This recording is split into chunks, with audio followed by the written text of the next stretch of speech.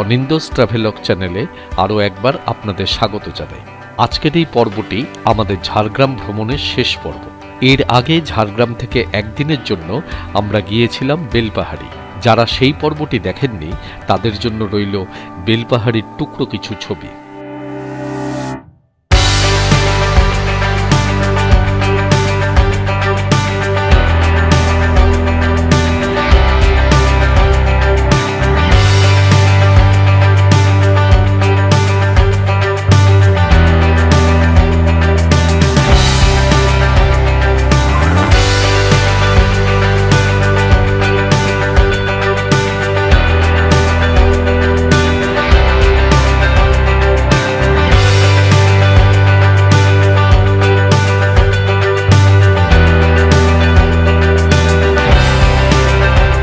উপরের আই বাটনে অথবা নিচের ডেসক্রিপশন বক্সে দেওয়া লিঙ্ক থেকে বেলপাহাড়ির সম্পূর্ণ ভিডিওটি দেখে নেওয়ার অনুরোধ রইল।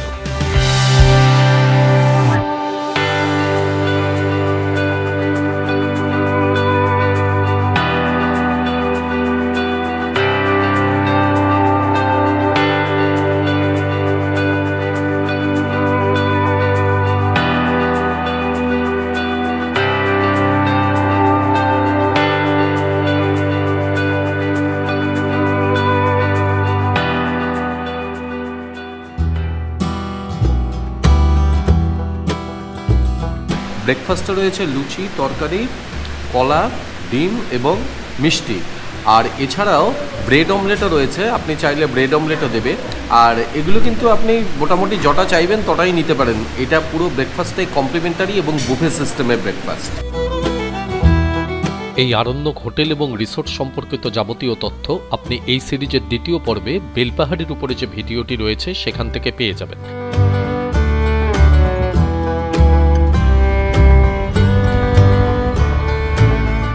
ঝাড়গ্রামের বিভিন্ন দ্রষ্টব্য জায়গাগুলি দেখার আগে সেই জায়গাগুলির অবস্থান এবং জায়গাগুলি পরপর কিভাবে দেখলে আপনাদের সুবিধা হবে সেই সম্পর্কে একটি ধারণা আগে দিয়ে রাখা প্রয়োজন।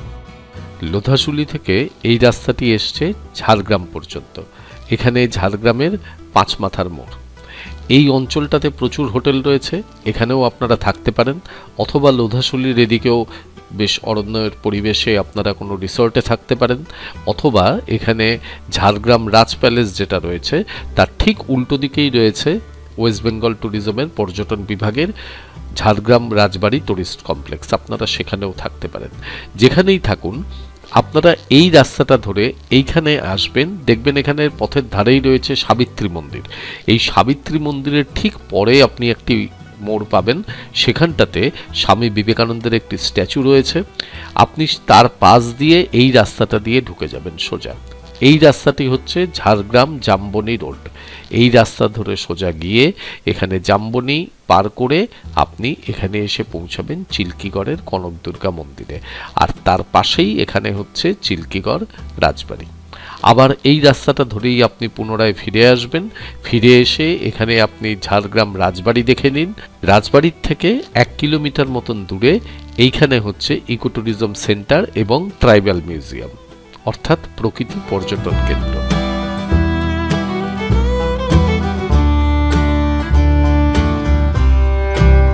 ঝাড়গ্রাম থেকে জাম্বনি হয়ে চিল্কিগড় পর্যন্ত যাওয়ার এই পথটি সকালবেলাতেই আপনার মন ভালো করে দেবে।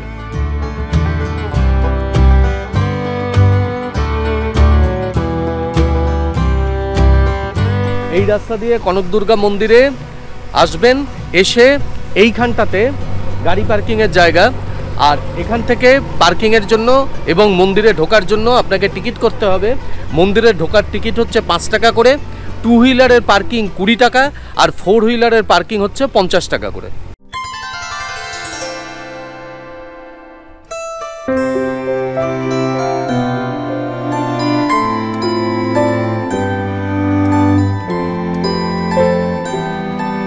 এই যে আমরা রাস্তাটা দিয়ে যাচ্ছি কনক দুর্গা মন্দিরে, এই রাস্তাটা দিয়ে হাঁটাটা কিন্তু বেশ উপভোগ্য এই অর্থে যে দুপাশটা হচ্ছে এর ঘন জঙ্গল এবং তার মাঝখান দিয়ে এই রাস্তাটা। অ্যাকচুয়ালি মন্দিরটাই হচ্ছে জঙ্গলের মধ্যে, এবং এই জঙ্গলের মধ্যে দিয়ে এই জায়গাটাতে আগে মাটির রাস্তা ছিল এখন সেই মাটির রাস্তা পরিবর্তে ঢালাই রাস্তা করা হয়েছে। এই জায়গাটা ভেষজ উদ্ভিদ যেটা বলে, বিভিন্ন ওষুধপত্র তৈরি হয় যার থেকে, সেই সব গাছের জন্য এই জঙ্গলটা ভীষণভাবে বিখ্যাত। এবং এই জঙ্গলের মধ্য দিয়ে এই কনক দুর্গা মন্দিরে যাওয়ার রাস্তাটা কিন্তু বেশ থ্রিলিং। এই রাস্তাটা দিয়ে যেতে যেতে আপনি বিভিন্ন রকম পাখির ডাক শুনতে পাবেন। এই দুপাশের জঙ্গল থেকে পাখির ডাক, ঝিঁচি পোকার ডাক। আর দুপাশে বেড়া দেওয়া আছে, লোহার জালের বেড়া দেওয়া রয়েছে যাতে বন্য জন্তুরা না চলে আসে সেই জন্য। এবং এই জঙ্গল ঘেরা পরিবেশের মধ্যে এই মন্দিরটা।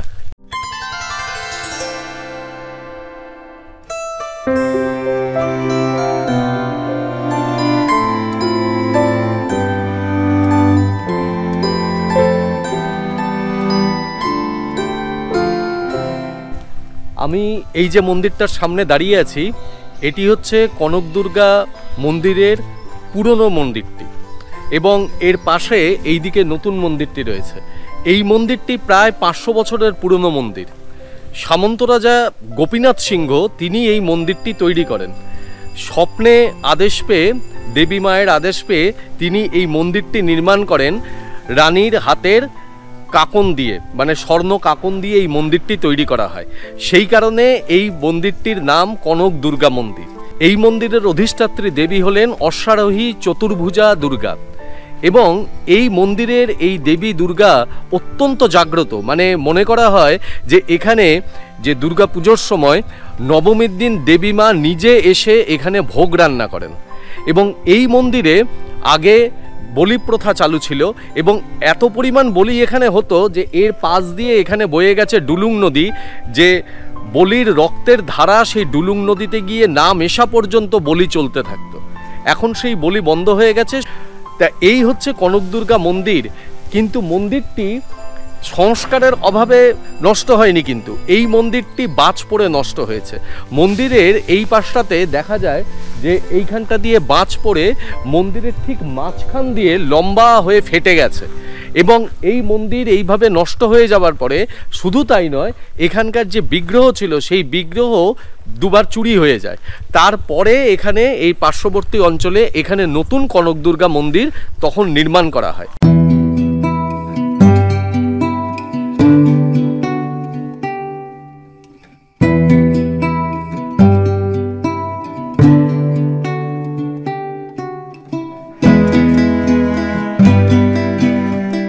এই মন্দিরের ঠিক পেছনেই ডুলুং নদী। আমরা এখন এই মন্দিরের পেছনের রাস্তাটা দিয়ে নেমে এসে ডুলুং নদীর দিকে এগিয়ে যাচ্ছি।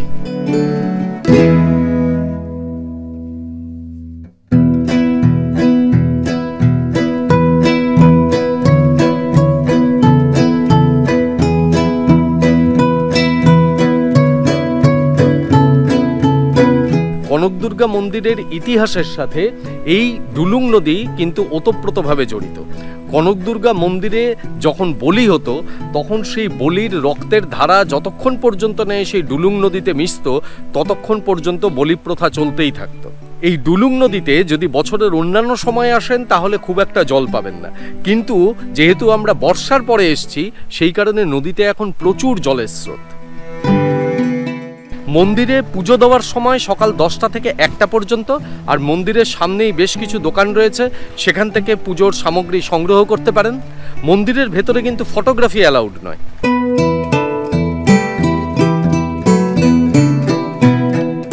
কনক দুর্গা মন্দির থেকে বেরিয়ে ডান দিকে সামান্য কিছুটা গেলেই চিল্কিগড় রাজবাড়ি। পথেই পড়বে ডুলুং নদী। ভরা বর্ষার পর স্রোতস্বিনী ডুলুং নদীতে তখন স্থানীয় গ্রামের মানুষরা মাছ ধরছিল। তাই দেখে ডুলুংয়ের সেতুর উপর বেশ কিছুটা সময়ের জন্য আমরা দাঁড়িয়ে পড়লাম।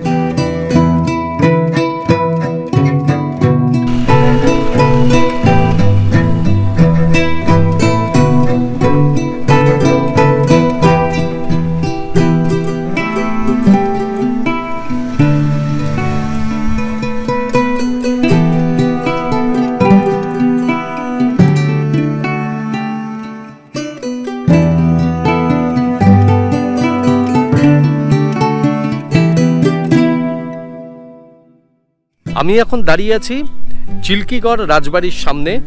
সামন্ত রাজা গোপীনাথ সিংহ আজ থেকে প্রায় ৩০০ বছর আগে এই চিল্কিগড় রাজবাড়ি নির্মাণ করেন।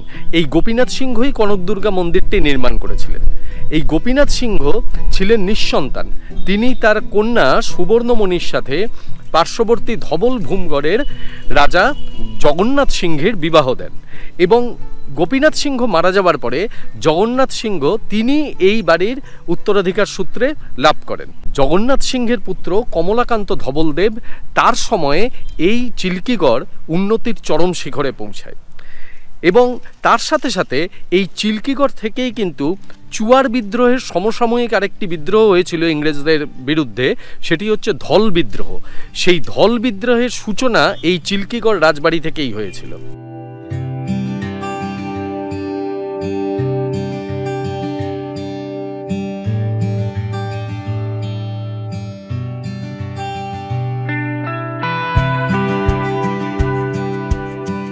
বর্তমানে এই রাজবাড়ি অত্যন্ত অবহেলায় পড়ে রয়েছে। রাজবাড়ির বাইরের দিকে 3টে মন্দির রয়েছে, একটি রাধাকৃষ্ণ জিউ মন্দির, একটি শিব মন্দির, আর আরেকটি মন্দির কিসের সেটি বোঝা যায় না ঠিক করে। বাংলাতে যে রত্ন শৈলীর মন্দির গঠনের ইতিহাস, এই মন্দিরগুলির সাথে তার সম্পর্ক রয়েছে। চিল্কিগড় রাজবাড়ি থেকে বেরিয়ে ওই একই পথ ধরে এরপর আপনি সরাসরি ঝাড়গ্রামে পৌঁছে চলে আসুন ঝাড়গ্রাম রাজবাড়ির সামনে।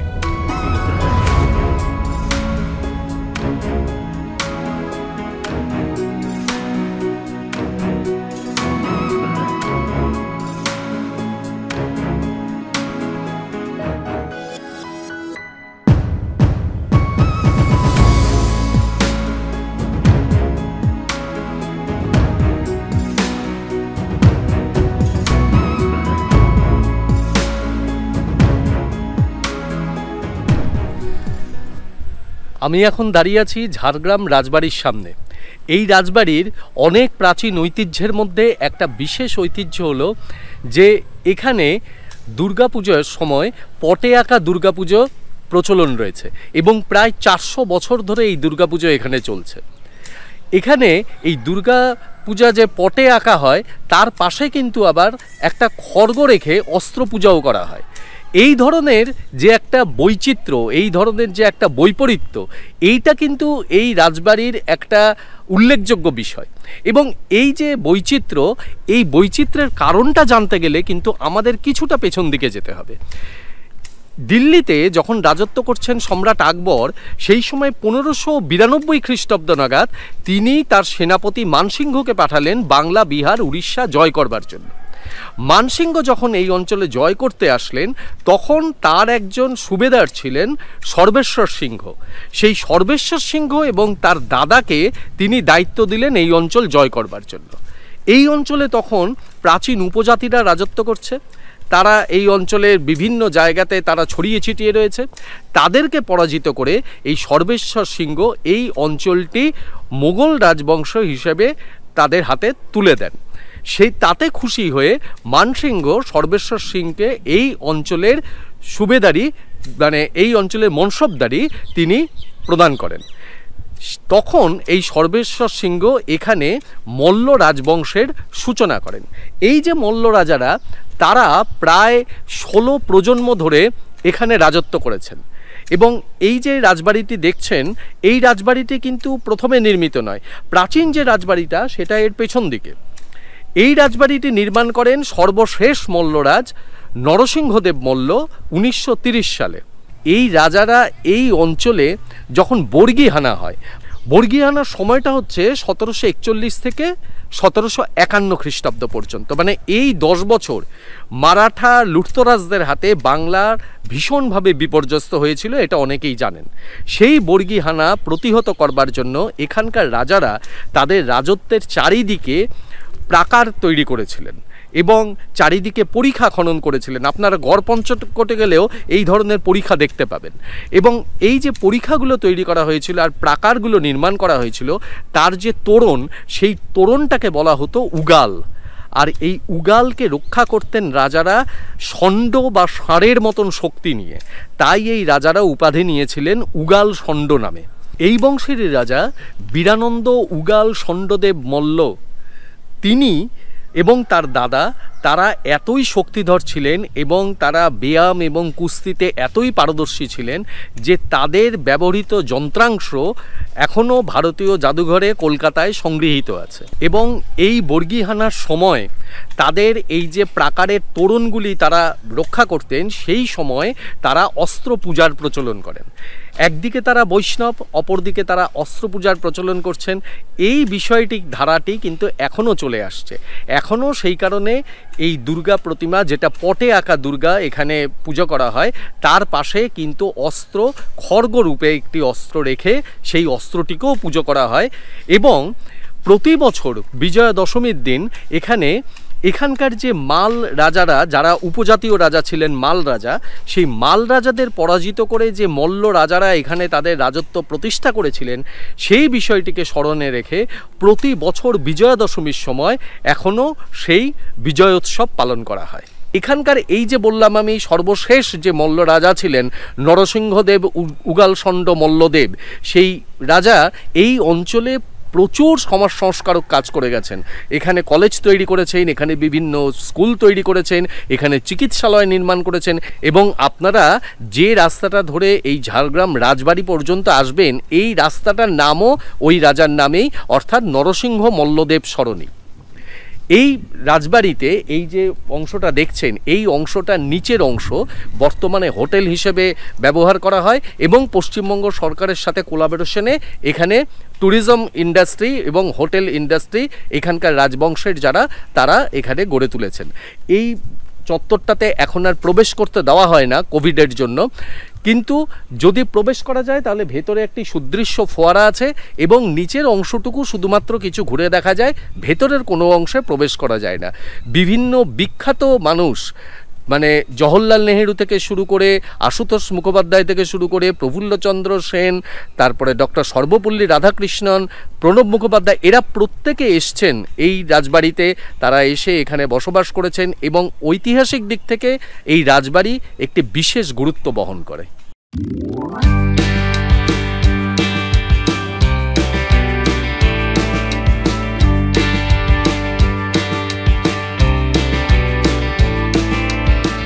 আমরা আজকে লাঞ্চ করতে এসেছি ঝাড়গ্রাম রাজবাড়ি সংলগ্ন ঝাড়গ্রাম ট্যুরিস্ট কমপ্লেক্সে, এবং এইখানেও থাকতে পারেন আপনারা। ওয়েস্ট বেঙ্গল ট্যুরিজমের ওয়েবসাইট থেকে এখানে বুকিং হয়। খুব সুন্দর পরিবেশ।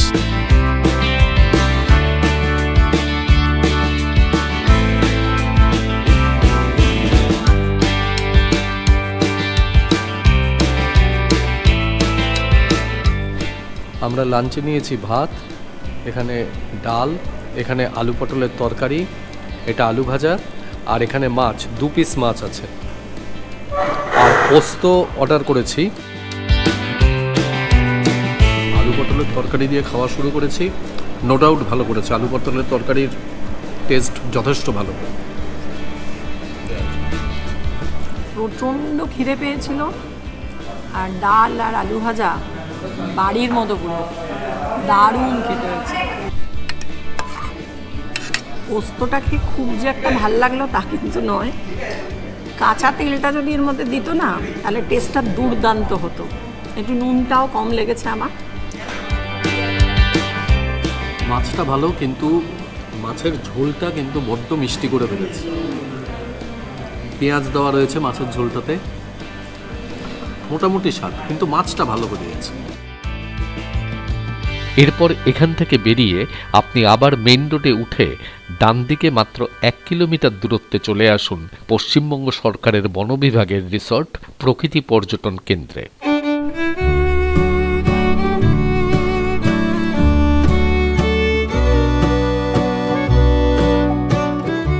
ঘন শালের জঙ্গলের মধ্যে এই অঞ্চলের পরিবেশ আপনার মন ভরিয়ে দেবে।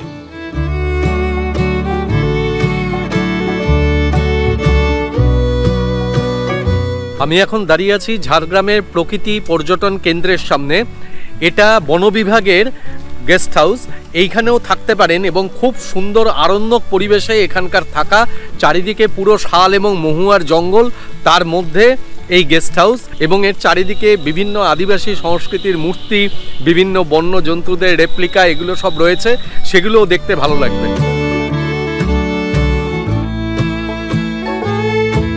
আর এইখানে একটা ট্রাইবাল ইন্টারপ্রিটেশন সেন্টার রয়েছে। এখানে আদিবাসীদের ব্যবহৃত জিনিসপত্র, তাদের জীবনযাত্রা, এগুলো সম্পর্কে বিভিন্ন বিষয় রয়েছে, কিন্তু এটাও এখন বন্ধ আছে। দুর্ভাগ্যবশত আমরা এটাও দেখতে পেলাম না। এরপর এখান থেকে বেরিয়ে আপনি চলে আসুন ঝাড়গ্রাম মিনি চিড়িয়াখানায়। প্রকৃতি পর্যটন কেন্দ্র দেখে নিয়ে এই রাস্তাটি ধরে আপনি এগিয়ে আসুন। এইখানে আপনি পাঁচমাথার মোড় পর্যন্ত এলেন। পাঁচমাথার মোড়ের থেকে এই রাস্তাটি ধরে গিয়ে এখানে একটা আইল্যান্ড পাবেন। এই আইল্যান্ড থেকে ডান দিকে ঢুকে যাবেন। এখানে আপনি পাবেন ডুলুং গেস্ট হাউস, তারপরে অরণ্য সুন্দরী গেস্ট হাউস।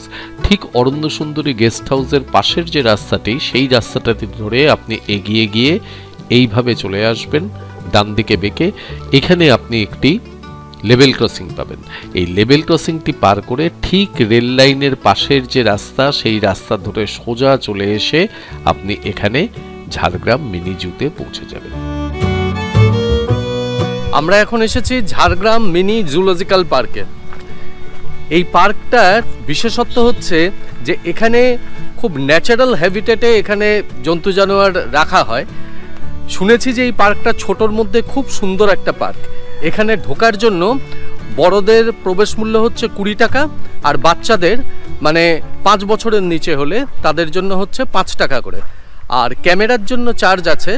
ভিডিও ক্যামেরার জন্য এখানে বিভিন্ন ধরনের চার্জ, মানে বড় ভিডিও ক্যামেরা হলে 50 টাকা বা 150 টাকা, আর ছোট ভিডিও ক্যামেরা, আমি যেটাতে কাজ করছি, এটার জন্য নিয়েছে 25 টাকা।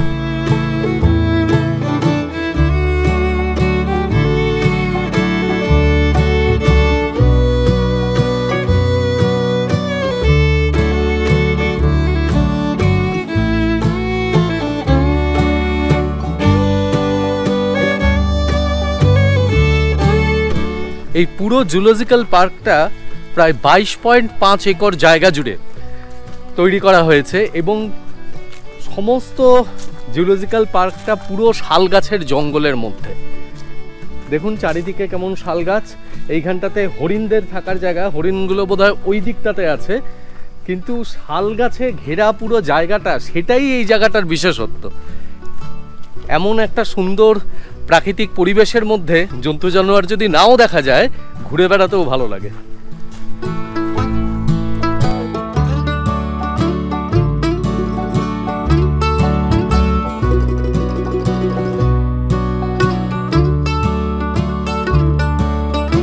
বিভূতিভূষণ বন্দ্যোপাধ্যায় বলেছিলেন যে অচেনার আনন্দ পেতে হলে যে নতুন কোনো জায়গায় যেতে হবে তার মানে নেই।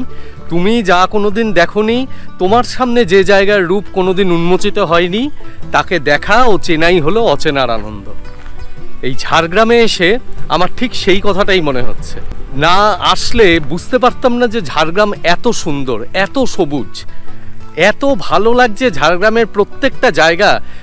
এবং যেখানে যাচ্ছি জঙ্গলের মধ্য দিয়ে রাস্তা, দুপাশে শাল, মহুয়ার জঙ্গল, অসম্ভব সুন্দর লাগছে, একেবারে সবুজ হয়ে রয়েছে। মন ভরে গেছে ঝাড়গ্রামে এসে। ঝাড়গ্রামের এই আরণ্যক পরিবেশকে ছেড়ে এবার আমাদের ঘরে ফেরার পালা। যে কোনো জায়গা থেকেই ফেরার সময়টা খুব খারাপ লাগে, কিন্তু যে কোনো একটা কিছুর তো শেষ আছেই, আবার শেষ হলেই তো আবার নতুন কিছু শুরু করা যাবে। কাজেই আপনারা সঙ্গে থাকবেন। কেমন লাগলো আমাদের এই পুরো ঝাড়গ্রাম সিরিজ, সেটা কমেন্ট বক্সে লিখে জানাবেন, আর তার সাথে চ্যানেলটাকে সাবস্ক্রাইব করবেন। ধন্যবাদ।